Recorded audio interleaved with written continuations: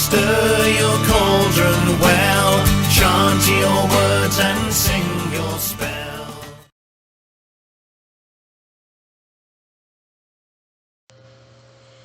Good afternoon, Broom Riders. This is Natalie of the Purple Broom Apothecary, and I want to welcome you back to the Purple Broom Apothecary Presents. Today I am going to do kind of a reveal. Last year I backed a deck on Kickstarter. Come to find out, my cousin Sunshine Morning Ray backed the same deck, and she got her deck just before I got mine. She had made a post about one of the cards in the deck, and I was commenting to her. I texted her and said, "You got yours? I haven't got mine yet." As I was pulling into the mailbox, and lo and behold, there it was.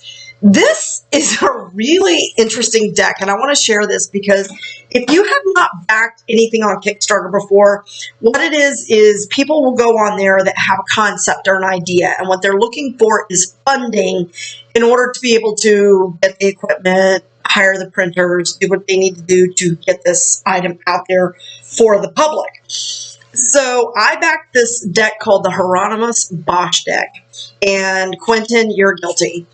He was the reason that I backed this deck. He pointed it out to me, and the artwork looked very interesting from what I could see. So I thought, well, I'll give it a try, because as all of you know, artwork is very important to me. Well, it came with a lovely letter, kind of explaining a little bit about everything, and he hand-signed the letter, which was a nice touch. It's always nice when they hand-sign things. Now, I was expecting just the deck, because that's what I backed, was just the deck. And this was the package that I received. It came in a box about that big.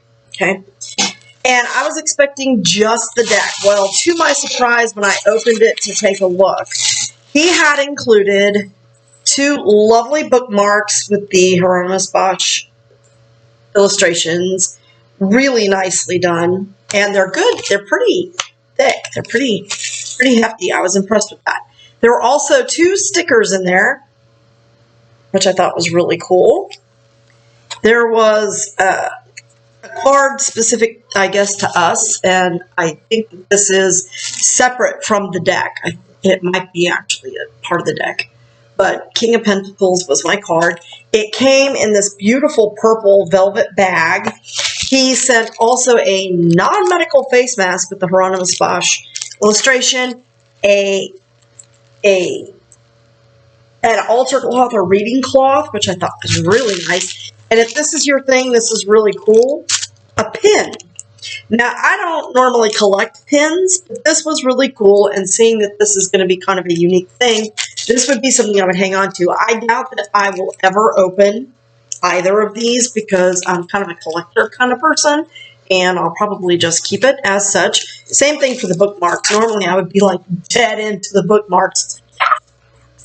But in this case, because this is a one-of-a-kind deck, I probably will not do that. Now, the deck itself comes with a little white book that explains his interpretations of his own artwork, of course. This is the cover of the box, and it is a good, heavy little box, let me tell you something. Now, the cards themselves, what he has on here on the back, a deck of daydreams and nightmares. And it says, the groundbreaking new deck presents the 78 cards of the tarot as seen through the mind of 15th century Dutch painter Hieronymous Bosch. Renowned occultist Travis McHenry, creator of Demon-Possessed Tarot and the Angel-Evoking Tarot, has painstakingly isolated scenes and characters from Bosch's painting to create singular images that convey mystical meaning, and it goes on from there. So, you know, this deck is actually really a nice deck. The cards are flexible, but strong, sturdy material. They're not paper thin. They have this beautiful blue and gold on the back. I don't think that the camera is doing it justice. And then, of course, you have the beautiful artwork from Hieronymous Bosch. So he has his cards divided, as you can see, into different suits. He has the vessels, which I'm assuming correlates to cups. He has swords. But he also has skates, ace of skates. He has the sin cards, lust, pride, sloth, Wrath. So that was kind of interesting take on that. Greed. Like that. And then, of course, he has berries, which I would have thought was pentacles. But he also has books. I'm assuming that's wands. Because wands typically indicate your personal pursuits and passions. And for many, that's education. And then, of course, he has the major arcana. Now, what's really interesting is his major arcana cards are totally not what you would expect. Christ Child. The Grail Knight. That's an interesting one. Let's see. The Dreamer. Again, dreams can be nightmares. And the River, my personal favorite, the River of Hell. Yeah, that kind of sounds like my life. I think that sounds like everybody's life this year. Death, Paradise. I do like the Death card. And this is actually one of my favorite paintings. So I was really pleased with that one. So the artwork is very interesting because he has kept very, very carefully to the artwork of Hieronymous Bosch. If you don't know who that is, give it a look up. He does have some interesting takes on the artwork, like this one. This is Deception. So it's clearly somebody's backside, but it looks like they're reaching out. You see their face. So I guess that kind of has to do with people having their head up there. You know what? And I wanted to share with you all the card that Trina pointed out. I was trying to find it here. This one was interesting. The Flower Pusher. The Flower Pusher. Can you guess which card this is supposed to be?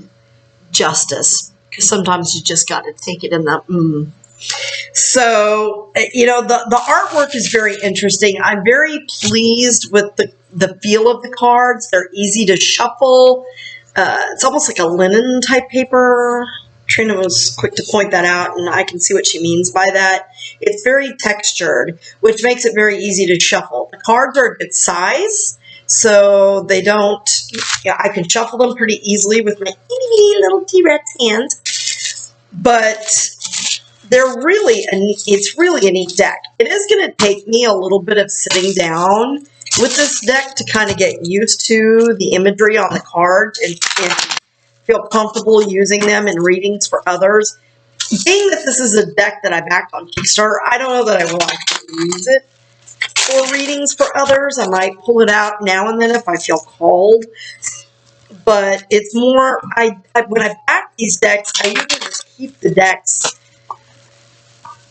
kind of not used a whole lot. The only one that I backed that I've used quite a bit has been the Crow Tarot, and that's because when the actual deck came out for mass production, it did come out as a mass-produced deck, and I much prefer the indie version of it. And I don't think I backed that on Kickstarter. I think I backed that one on, I can't remember. There's another site where you can back things like that, and at the moment, the name is escaping me, but I did not care for the mass-produced deck because the cards were much larger and they had a different back on them. But the Hieronymous Bosch deck is a really nice deck. If you find it somewhere, or if it becomes mass-produced, this is a really interesting deck. I like the fact that he talks about dreams and nightmares because sometimes things we see in our dreams don't make a whole lot of sense to us at the time.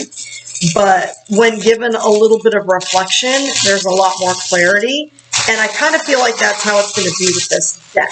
So that is the Hieronymous Bosch deck. And I suggest that you get out there and check it out if you can. Thank you so much for watching, and blessed be.